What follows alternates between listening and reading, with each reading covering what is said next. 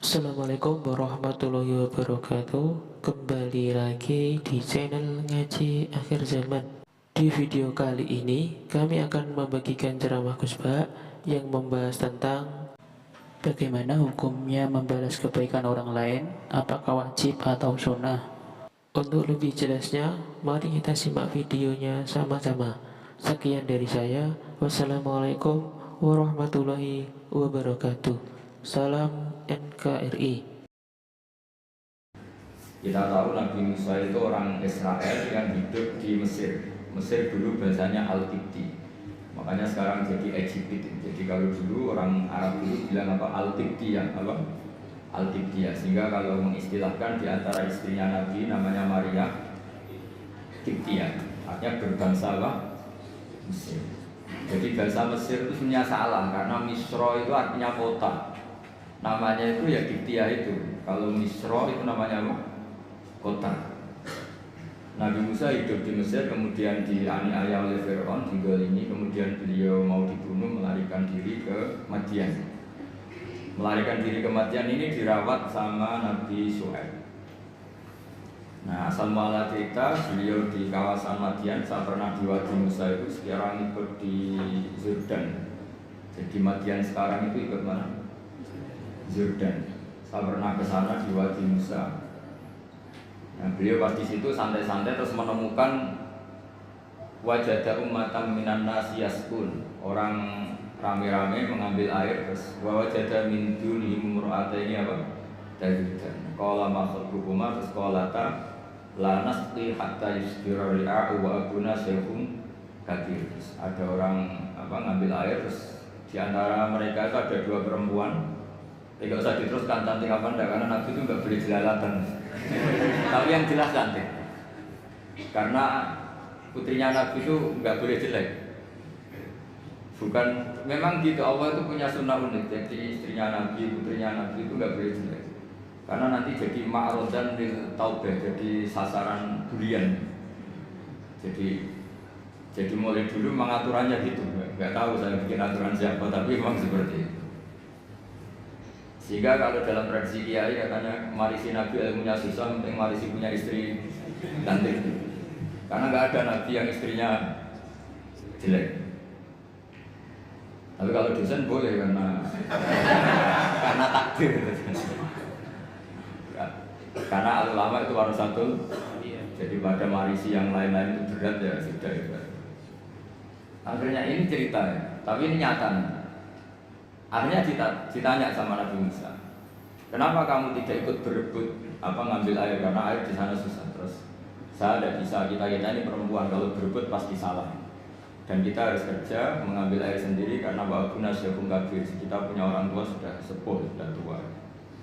Karena Nabi ini orang yang punya mukjizat, terus Nabi Musa ada batu besar gitu, cara Jawa diangkat, digerukak, cara Jawa itu diangkat, kuat terus mengeluarkan air.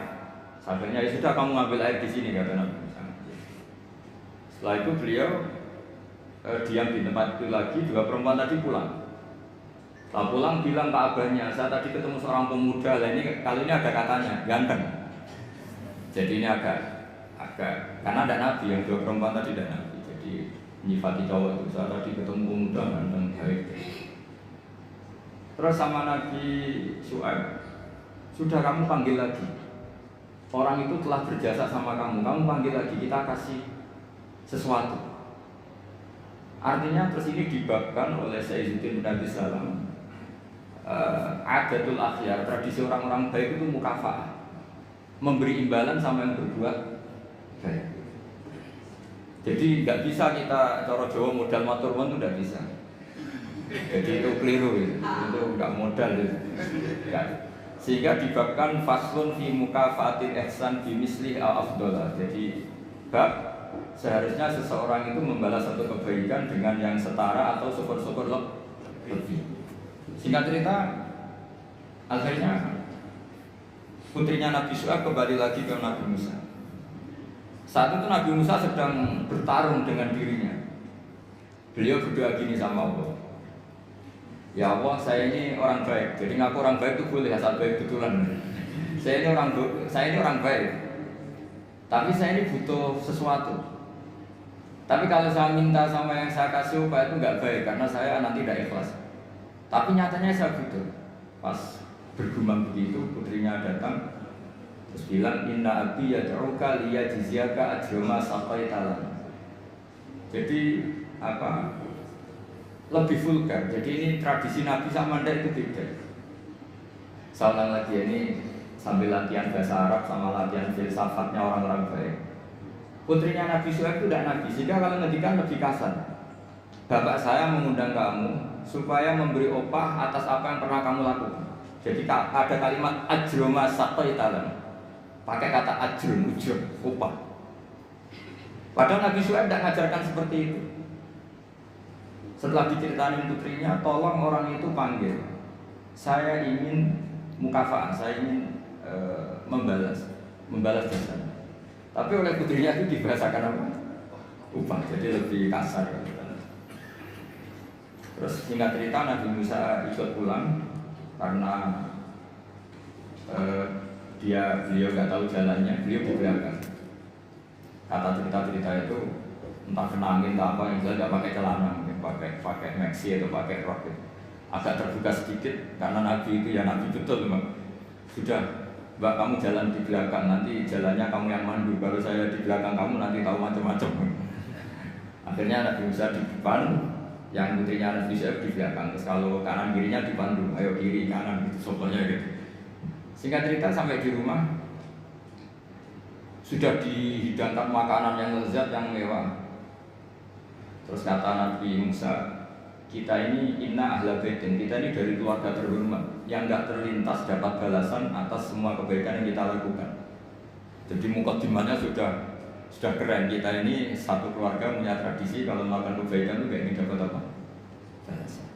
Kata Nabi Syuaib, kita dari satu keluarga yang kalau ada orang berbuat baik itu rahmatur nuwun tapi menjamin. Pokoknya adu tradisi besar yang luhur tentu. Terus Nabi Musa dipaksa harus mau ikut apa? Makan jamuan. Yang mulai usia putrinya Nabi Syuaib tadi. Kata Nabi putrinya Nabi Syuaib muji-muji bahwa pemuda ini kawiyan amin, orang yang kuat karena bisa ngangkat batu besar, aminun terpercaya karena harusnya bisa melihat entah apa, entah tumit, entah apa. Itu sudah satu kemewahan. Kalau di Arab lihat itu tuh kemewahan. Kalau di Indonesia kan enggak. Karena banyak pakai celana pendek. Jadi itu kalau di Arab.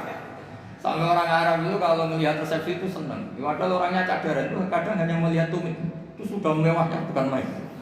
Di sini alhamdulillah tidak mewah. Karena lebih ekstrim banyak. Akhirnya disifati amin. Terus ditanya sama bapaknya, kenapa kamu mensifati Musa itu qawi karena bisa ngangkat batu? Kenapa kamu sifati amin? Tadi dia di belakang kita karena melihat sesuatu. Tadi tumit, tadi hanya tumit. Terus minta kita di belakang. Karena Nabi Syuaib tahu arahnya putrinya itu senang, terus masyhur itu. Terus Nabi Syuaib menghentikan inni uridu an unkihaka iftarnataya hataini ala anta jurani sama yang saya ingin menikahkan kamu dengan salah satu putri saya.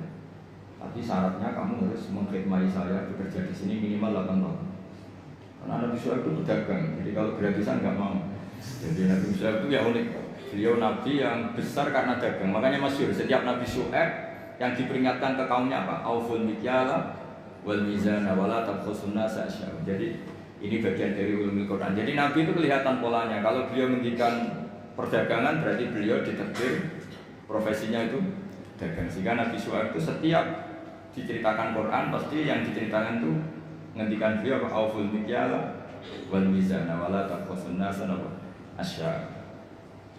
Akhirnya terus di situ jadi ketentuan fikih bahwa maharnya perempuan itu tidak harus berupa materi tapi boleh profesi. Jadi Nabi Musa itu tidak punya uang karena dia posisi orang pelarian ya, dari Fir'aun. Tapi beliau sanggup jadi karyawannya Nabi Syuaib berapa? 8 tahun. Imbalan dapat putri. Terus kata Nabi Syuaib, fa'in asmanta asron famin indik. Tapi kalau kamu menjadikan itu 10 tahun maka ya enggak apa-apa. Ada kalimat lain, wa ma uridu an asyqa alaik. Tapi saya tidak ingin memperberat kamu. Singkat cerita Nabi Musa akhirnya mau. Terus kemudian beliau menyempurnakan sampai 10 Terus oleh Nabi Syuaib itu dikasih tongkat. Jadi tongkatnya Nabi Musa yang sakti itu tidak dari bapaknya tapi dari mertuanya. Makanya terus sekarang banyak mantu yang ngincer warisan mertua itu. Itu lagi ada sejarahnya. Jadi kadang-kadang mantu itu sopan itu harus dicurigai. Kan biasanya orang-orang sukses itu anaknya di Jakarta di mana-mana, ada satu mantu di rumah. Itu kadang modal balsem dapat warisan. Jadi kalau mertuanya sakit itu dikasih balsem salon pas, kelihatan peduli sudah akhirnya dapat warisan rumah hidup. Itu tidak tahu itu haram apa enggak, kayaknya haram karena trik itu kategorinya itu. Karena dalam faraid itu mantu enggak termasuk ahli waris. Ngomong enggak ganggu, kalau dalam faraid mantu itu orang enggak ganggu. Tapi ada sejarahnya mantu dapat apa? Tongkat sakti.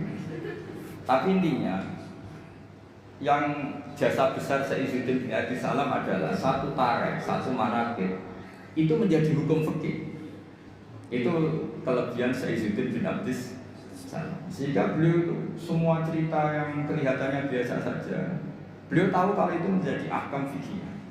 Dan di sini betul yang dikatakan ulama di Quran ada 1000 hukum, 1000 cerita, 1000 pelajaran, 1000 itu sebagian besar itu bukan langsung bahasa hukum kayak di kanon-kanon ilmiah itu enggak, ya memang bahasanya cerita biasa.